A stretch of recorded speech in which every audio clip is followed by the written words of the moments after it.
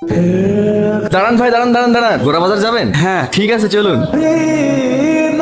দাদা, আপনাকে তো বলেই নিয়ে আসলাম আমি একা যাব। দেখেন ম্যাডাম, আপনারা দুজন একই জায়গায় যাবেন তাই নিয়েছি। আমাকে আমার বাড়ি থেকে বলেই দিয়েছে এখনকার দিনকাল ভালো না, কোনো ছেলের আশেপাশে বসবি না। বহরমপুর শহরে নাকি অনেক পকেট মার আছে। ম্যাডাম আপনি চিন্তা করেন না, কিচ্ছু হবে না।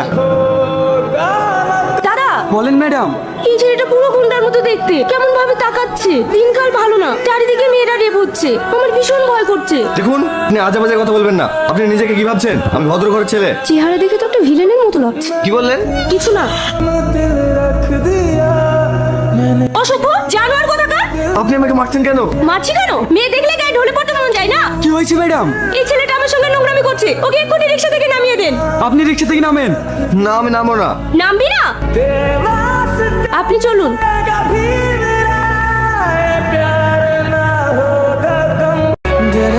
কি ব্যাপার, তুমি এখানে? প্রশ্নটা তো আমারও, তুমি আমার পেছন পেছন চলে এসেছো। আমি কেন তোমার পিছন পিছন আসতে যাবো? এই ঘর তো আমি ভাড়া নিয়েছি। আন্টি আন্টি, এসব কি হচ্ছে? এই ঘর তো আমি ভাড়া করেছি। এ আসলে কোথা থেকে? এই মেয়েটা ঘর ভাড়ার জন্য এসেছে। আমি ওকে বললাম এখানে কোনো ঘর ফাঁকা নেই, যেটা ছিল সেটা তোমাকে দিয়ে দিয়েছি। তবু একটা রাত থাকার জন্য কান্নাকাটি করছিল, তাই ওকে থাকতে বলেছি। আমি আমার রুমে কোনো মেয়ে থাকতে দেবো না। ওকে এখান থেকে চলে যেতে বলেন। তাহলে আমার আর কিছু করার নেই, তুমি এখান থেকে চলে যাও। ওকে এইভাবে চলে যেতে দিতে হবে। আমাকে চল মারা। দেখুন আন্টি, আমি ওকে এখানে থাকতে দিতে পারি, কিন্তু আমার একটা শর্ত আছে। আন্টি, ওর কি শর্ত আপনি ওকে বলতে বলুন। আমার অফিসে কন্টিনিউ নাইটে ডিউটি আছে, তাই আমি দিনে থাকবো। ও যদি রাতে থাকে তাহলে এখানে থাকতে পারে। আন্টি, ওকে বলে দেন আমার দিনে কলেজ আছে, আমি দিনে থাকবো না, রাতে থাকতে দিলেই হবে। আমি ওর শর্তে রাজি। তাহলে তো দুজনের মধ্যে কোনো সমস্যাই থাকলো না। যাও, তুমি ঘরে যাও। তাহলে ও অফিসে যাক, আমি ঘুমাই। আজ তো আমার আবার অফিস নেই। তাহলে কি হবে? দুজন একসাথে কিভাবে থাকবো? কেন? তুমি নিচে ঘুমাও, আমি উপরে ঘুমাচ্ছি। ঠিক আছে। আজকে তাজা খবর, নন্দীগ্রামের একটি মেশে বীররাত্রে একটি মেয়েকে একা পেয়ে ধর্ষণ করে খুন করেছে একটি যুবক। কি ব্যাপার, এত রাত্রে তুমি কোথায় যাচ্ছ? আমি এখানে শুবো না, বাইরে শুবো। খবর শুনে ভয় পেলে নাকি? না। ঠিক আছে, তুমি ভিতরে ঘুমাও, আমি বাইরে ঘুমাচ্ছি। কি হলো? আমি বেড়ালের মতো দেখতে? না, তুমি বাদরে। আন্টি, আরে আরে আরে, তোমরা ঝামেলা করছো কেন? বেশিটা লিখেছে আমি নাকি বেড়ালের মতো দেখতে। আমি বলতে গেলাম, এবার বলছে আমি নাকি হনুমানের মতো দেখতে। তাহলে কি বলবো বলেন? দেখো, তোমরা কিন্তু প্রত্যেকদিনই ঝামেলা করছো। এভাবে চলতে থাকলে কিন্তু আমি দুজনকে ঘর থেকে বের করে দেবো। বিড়াল। আজকাল বাদররাও যে হাসে, এই প্রথম দেখলাম। আমার গার্লফ্রেন্ড চিঠি পাঠিয়েছে, সেটা পরে আমি হাসছি বলে অন্যজনের খুব হিংসে হচ্ছে। হিংসা হবে নাই বা কেন? তাদের সঙ্গে তার কেউ প্রেম করে না, তাই জ্বলছে আর লুচির মতো ফুলছে। কি করছো জান? তোমায় ভীষণ মিস করছি। আজ 2 বছর হয়ে গেল, এখনো পর্যন্ত দুজন দুজনকে দেখিনি। বলো না, কাল দেখা করি।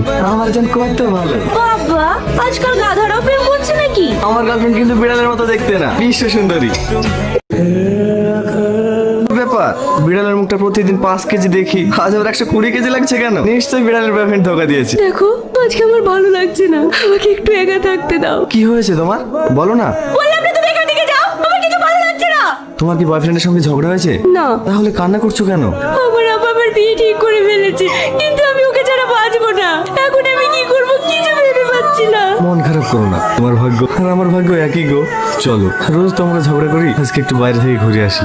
না, আমি যাবো না। আরে চলো না, আজ নয় ঝগড়া বাদ দিয়ে দুজন দুজনের সুখ দুঃখ।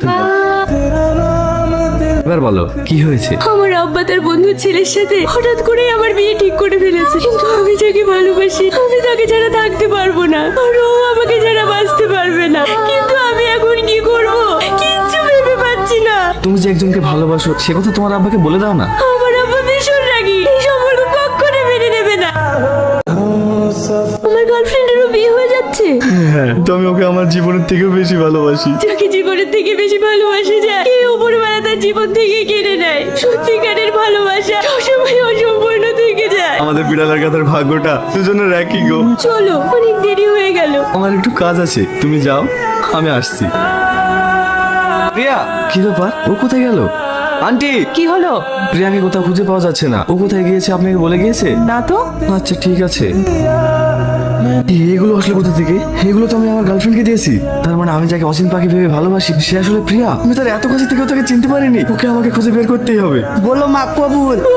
আর একবার বলো। ও অচিন পাখি। কে? ভাবুন তুমি? হ্যাঁ। তুমি এখানে কি করছো? কেন? তুমি আমাকে নিয়ন্ত্রণ করবে না বলে আমি এখানে আসতে পারবো না? এগুলোর কথা মনে পড়ছে। এগুলো তো আমি আমার বয়ফ্রেন্ডকে দিয়েছিলাম। আরে পাগলি, আমি তো তোমার সেই রাত জায়গা পাখি।